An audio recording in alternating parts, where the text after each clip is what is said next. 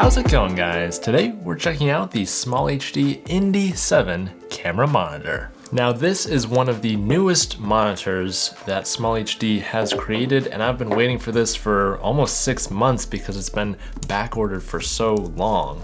I've been using some more budget-friendly HDMI monitors for many years, and I've made several videos on those before, but I knew if you want to be serious, gotta get the best. So SmallHD has a whole bunch of different monitors for different applications, and for what I do as a documentary filmmaker, this really seemed like the best option for me. And I'm planning to use this mainly with my Canon C70.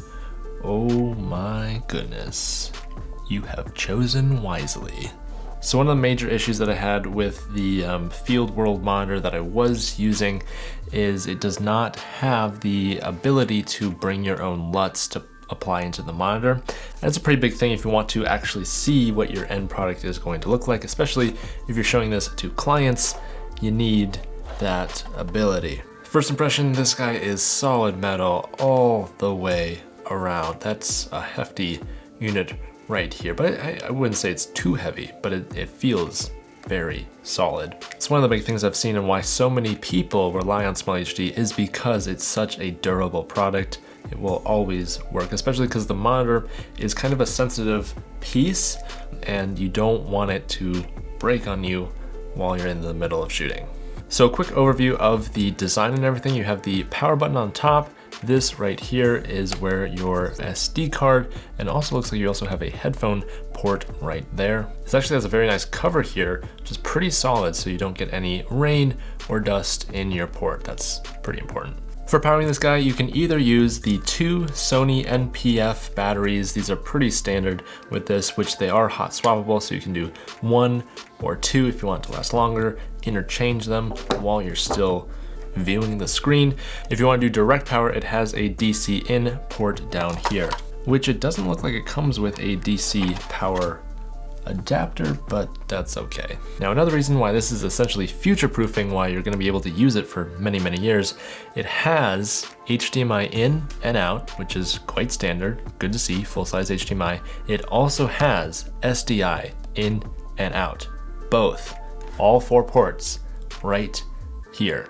SDI is kind of a more professional version of video transferring, just like what HDMI does, but you see it more commonly on cinema cameras. We've got 1/4-inch threads on the bottom, the back, the side, not the top, don't need it on the top, and the other side. Finally, the last port on the back is a small micro USB port with a few screw holes on either side, and this is for adapting it to a whole bunch of other features that you can do with this monitor. So I just bought the plain version of this monitor, but you can actually buy it so it's adapted to the Red Komodo, and essentially it has all of the built-in functions of the touchscreen that you would normally have on the Red screen monitor for changing all your camera settings and playback and stuff. It gives you all that functionality on this screen, which is huge. That is some very powerful software right there. Take a look at what's also in the box. You have a quick start guide right here and a nice cleaning cloth to clean the screen since it is a touchscreen.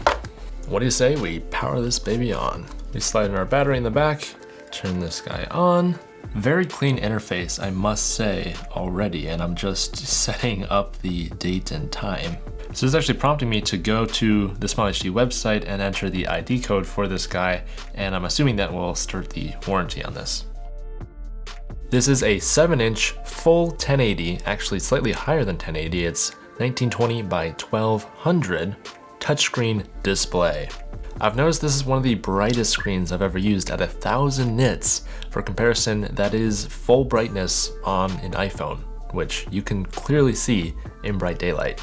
It has 10-bit color, which if you're using a LUT, that's gonna be very accurate. Supports video input up to 4K 30 frames per second. It uses SmallHD's fabulous operating system, PageOS 4.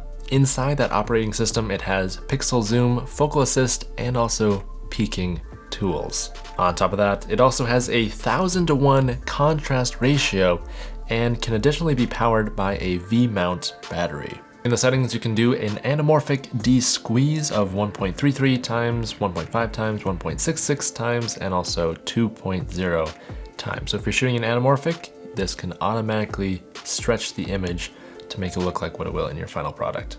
If you're using this monitor upside down, it can automatically flip your image, or you can manually set it to be in one certain direction. It's also got false color in the Spectrum style, the ARRI style, and a customizable style. Zebra, waveform, vector scope, RGB, parade, histogram, custom LUTs, image overlay, image capture, and audio meters up to 8 channels. So you can send 8 different channels of audio to this device, and you can see all of those right on the screen.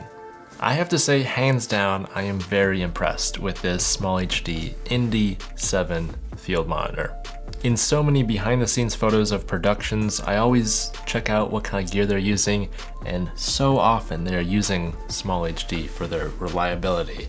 And just the clean form of this, quite slim, very durable, all this functionality, the brightness, the reliability.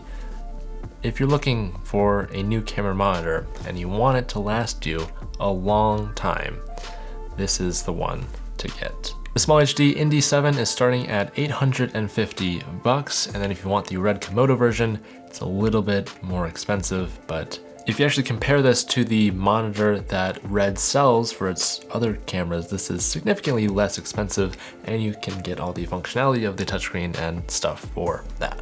SmallHD frequently has software updates, so this can constantly be an improving piece of technology.